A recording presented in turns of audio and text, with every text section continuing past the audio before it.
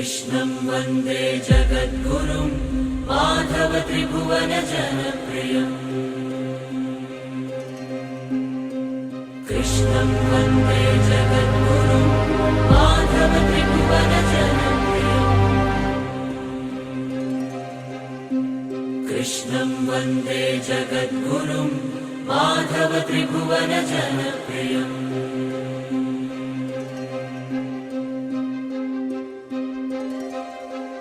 ఓం శ్రీకృష్ణ సద్గురవే నమః. ఓం శ్రీకృష్ణ పరబ్రహ్మణే నమః. కృష్ణం వందే జగద్గురుం. శ్రీమద్భగవద్గీత శ్లోకపారాయణ అథ అష్టాదశాధ్యాయః మోక్ష సన్యాస యోగః. 63వ శ్లోకం. ఇతి తే జ్ఞానమాఖ్యాతం గుహ్యాద్గుహ్యతరం మయా విమృశ్యేతదశేషేణ యథేచ్ఛసి తథా కురు.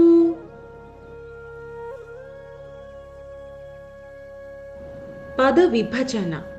ఇది తే జ్ఞానం ఆఖ్యాతం గుహ్యాత్ గుహ్యతరం మయా విమృశ్య ఏతత్ అశేషేణ యథా ఇచ్ఛసి తథా కురు. తాత్పర్యం: అతి రహస్యాలన్నింటికంటే పరమరహస్యమైన ఈ జ్ఞానాన్ని నీకు నేను ఉపదేశించాను. దీనిని ఆమూలాగ్రంగా పరిశీలించి నీ ఇష్టం వచ్చిన విధంగా ఆచరించు అని భగవానుడు అంటున్నాడు.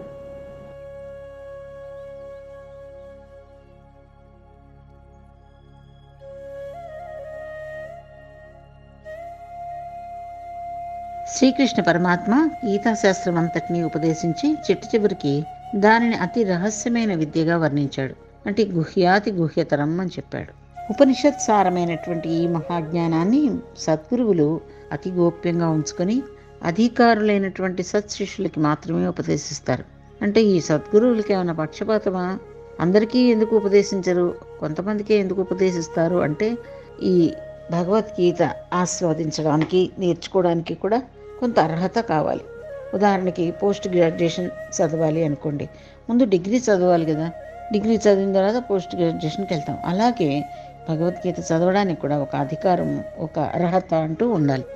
అటువంటి అర్హత అర్జునుడికి ఉంది కాబట్టి శ్రీకృష్ణ పరమాత్మ దానిని అర్జునుడికి బోధించి తద్వారా లోకానికి అందించాడు. ఈ జ్ఞానం రహస్యాలలోకెల్లా అతి రహస్యం అని చెప్పడం వల్ల దాని ప్రభావం ఎంతటిదో మనం ఊహించవచ్చు. ఎందుకంటే ఎందుకు రహస్యం అన్నదాన్ని రహస్యంగా ఉంచుకుంటాం, ఎవరికి చెప్పకుండా. ఒక విలువైనటువంటి వస్తువు ఉందనుకోండి, దాన్ని ఎవరికంటా పడకుండా మనం ఇనపెట్లో దాచుకుంటాం కదా. అలాగే ఈ మహత్తర జ్ఞానధనం యొక్క విలువని గ్రహించి విజ్ఞులైన వారు దానిని సద్వినియోగపరుచుకొని ధన్యులు కావాలి అంటున్నారు. మహనీయులు తాము ధర్మాన్ని బోధించినప్పటికీ దానిని గురించి ఆలోచించడానికి, విమర్శించడానికి ఇతరులకు పూర్తిగా అధికారం ఇస్తూ ఉంటారు.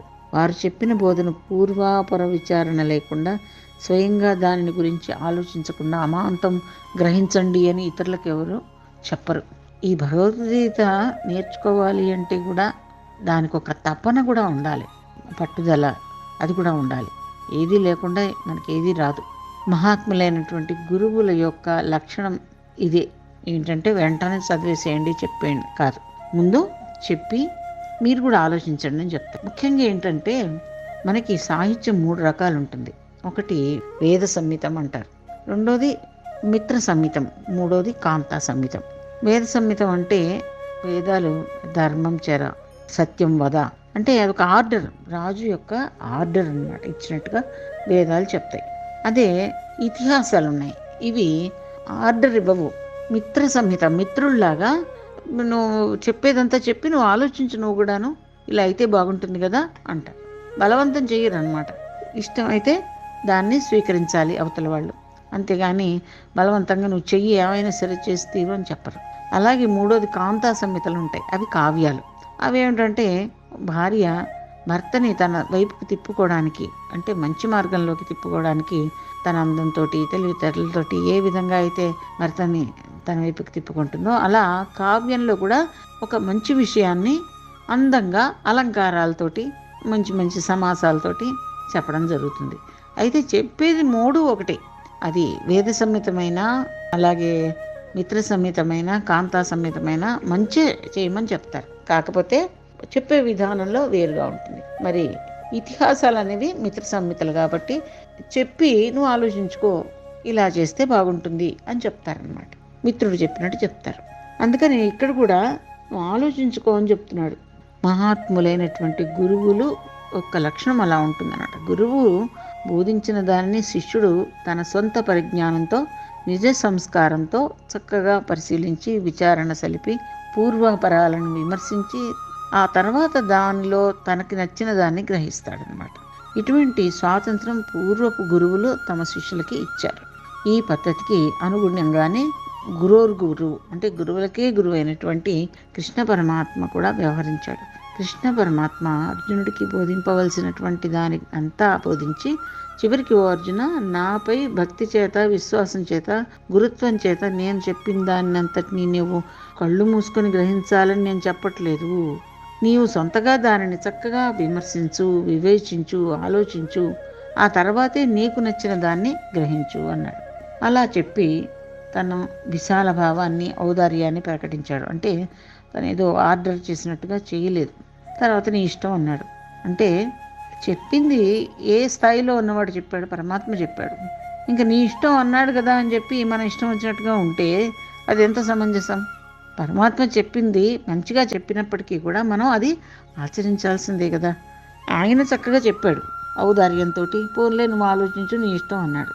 కానీ మనం ఇష్టం వచ్చేట్లా మనం ప్రవర్తించొద్దు. భగవంతుడికి ఇష్టమయ్యేలా మనం ఉండాలి ఎప్పుడు. గురువు బోధించినటువంటి దానిని శిష్యుడు సొంత ప్రజ్ఞ చేత సమాలోచన చెయ్యనట్లయితే శిష్యుడి బుద్ధి వికసించదు.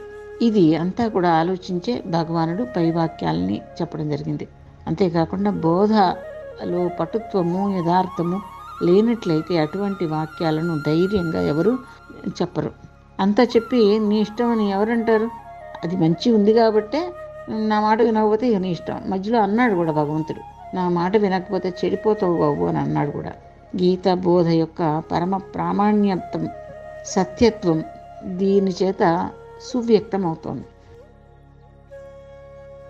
రహస్యము అంటే అర్థం కానిది అనే అర్థం కూడా ఉంది. ప్రకృతి అంతరార్థం అంతా మనకి అర్థం కావట్లేదు కదా, అది రహస్యంగా దాగి ఉంది. ప్రకృతిని గురించి ప్రస్తుతం మనం తెలుసుకుని ఉన్న మర్మాలన్నీ కూడా కొన్ని వేల సంవత్సరాలుగా దాగి ఉన్నటువంటివి.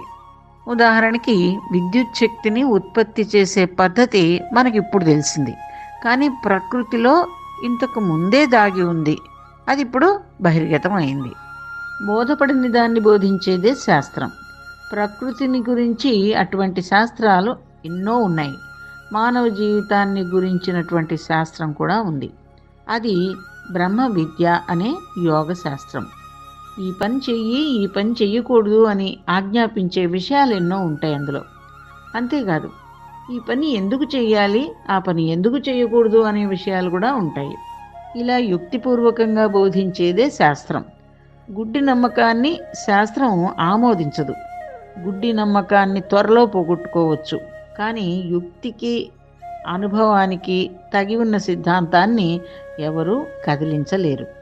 ఎంతో లోతైన జీవిత తత్వాలని భగవానుడు కరుణతో అర్జునుడికి బోధించడం జరిగింది. ఆయన బోధించిన వాటిని కావలసిన రీతిగా విచారించి పరిశీలించడానికి కావలసిన ఇచ్ఛా స్వాతంత్ర్యాన్ని కరుణతో ఇచ్చాడు భగవానుడు.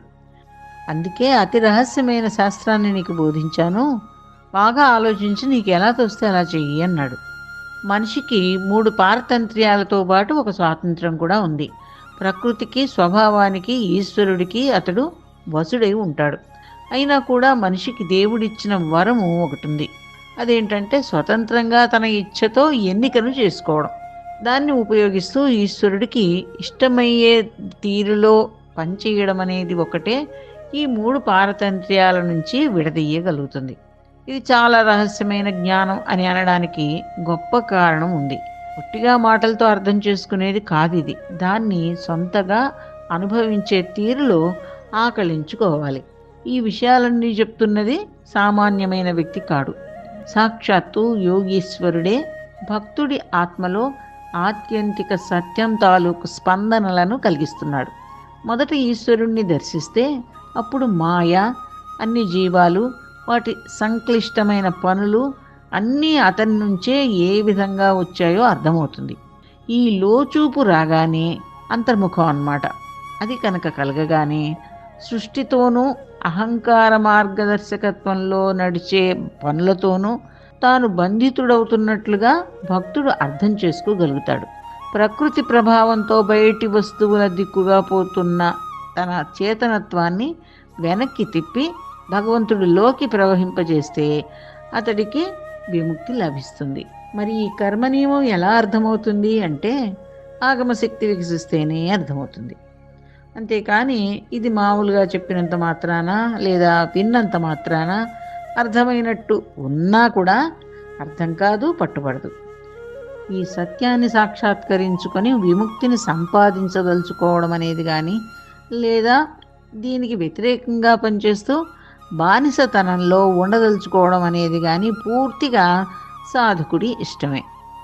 ఎంతటి గొప్ప అనుభవజ్ఞుల శాస్త్రాల్లో వివరించినా భగవంతుడు, ఆ భగవంతుడి గురించినటువంటి జ్ఞానము ప్రాపంచికుల ఇంద్రియ నిబద్ధమైన బుద్ధికి మాత్రం ఎదురుగా కనిపించదు. అవి దాక్కునే ఉంటాయి. సత్యం మహాసముద్రం లాంటిది. భౌతిక ప్రజ్ఞ ఉన్న వాళ్ళ అర్థం చేసుకునే శక్తి ఒక కుంట లాంటిది. ఈ కుంటలో ఎప్పటికీ ఆ సముద్రం ఎమడలేదు కదా. ప్రతి మనిషి ఆధ్యాత్మిక శాస్త్రంలో చెప్పిన సత్యాలను చదివిన తర్వాతనో విన్న తర్వాతనో వాటి గురించి ఆలోచించి తన వికసించిన ఆగమశక్తితో ఆ సత్యాలను తనవిగా చేసుకోవాలి. అంటే వాటి నిజాన్ని అనుభవం ద్వారా ప్రత్యక్షం చేసుకోవాలి. శాస్త్రంలోని సత్యాలను ఒట్టి తర్కంతోనూ ఆవేశంతోనూ ఊహాపోహలతోనూ అర్థం చేసుకోవడం చాలా తప్పు. అది నిలవదు. అంతేకాకుండా తర్కానికి అనుకూలంగానూ ప్రతికూలంగానూ కూడా వివరించగలిగే శక్తి ఉంది. అందుకనే దాన్ని నమ్మలేం. ధ్యానం ద్వారా సంపాదించిన శాంతమయమైన ఆగమ శక్తితో మహాత్ములు చెప్పిన మాటల మడతల్లో దాగి ఉన్న సత్యాన్ని దర్శించాలి. దాన్ని అనుభవించి సొంతం చేసుకోవాలి. మన ప్రారబ్ధము, ప్రకృతి ప్రేరేపించి చేయించే అన్ని కర్తవ్య కర్మల్ని సాధకుడు తన చైతన్యాన్ని ఈశ్వరుడితో కలుపుకొని మాత్రమే చేయాలి.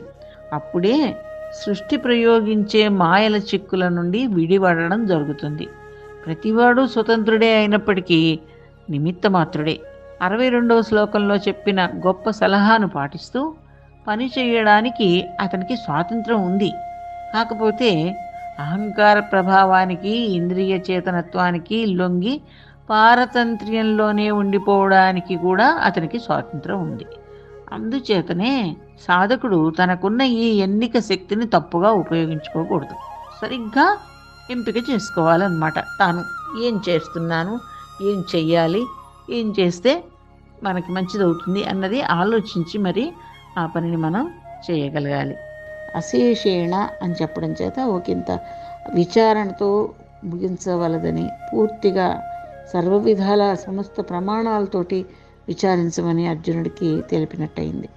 భగవంతుడు 18 అధ్యాయాలన్నీ కూడా చెప్పి ఎంతో జ్ఞానాన్ని బోధించి చివరికి ఏమంటున్నాడంటే యథేచ్ఛసి తథా కురు అన్నాడు. అంటే అదే మనమైతే ఇంత చెప్తే నా మాట వినమా అని చెప్పేసి మన శిష్యుల్ని కానీ అదే నా పిల్లల్ని కానీ అడ్డుకుంటాం. అలా అంటలేదు కృష్ణుడు. ఇన్ని విషయాలు, ఇంత జ్ఞానాన్ని బోధించి ఆలోచించి నీకు ఇష్టం వచ్చినట్టు చేయనైనా అని చెప్తున్నాడు. అంటే అన్నాడు కదా, అలా ఇచ్చాడు కదా, మనకి చాయిస్ ఇచ్చాడు కదా అని మన ఇష్టం వచ్చినట్టుగా చేయడం అనేది కుదరదు అనమాట. పరమాత్మ ఇష్టం వచ్చినట్లే మనం నడుచుకోవాలి. అలాగే అర్జునుడు కూడా ఆ విధంగానే కృష్ణుడు చెప్పినట్లుగానే విన్నాడన్నమాట. గీతా శాస్త్రంలో కర్మ, భక్తి మొదలైనటువంటి అనేక విషయాలు తెలియజేశాడు. అవన్నీ కూడా జ్ఞానంలో అంతర్భూతం అయిపోతాయని స్పష్టమవుతుంది. కర్మ, భక్తి, ధ్యానం, ధర్మం ఇవన్నీ కూడా చెప్పి చివరికి ఇవన్నీ జ్ఞానం అనే ఒక్క పదంలో ఇమిడ్చి చెప్పాడు. కాబట్టి సమస్త మార్గాలు చివరికి జ్ఞానంలోనే పరిసమాప్తం పొందుతాయి. జ్ఞానమే జీవుల చరమ లక్షణం. జ్ఞాన ప్రాప్తికి సహాయభూతాలుగా ఉంటాయన్నమాట ఈ కర్మ, భక్తి అనేవి. కాబట్టి జ్ఞానమే చర్మం అని అంటున్నాడు, చివరిది అని. కొంతమంది ఏమంటారంటే జ్ఞానం ఉన్నవాడికి తర్వాత భక్తి చివరిది అవుతుందని, అలాగే భక్తి బాగా ఉన్నవాడికి తర్వాత జ్ఞానం అవుతుందని. అది ఇది ఇంచుమించుగా ఒకటే అని, ఒకటి వస్తే ఇంకోటి తప్పనిసరిగా వచ్చేస్తుందని చెప్పి కూడా తెలియజేస్తారు. కృష్ణార్పణ.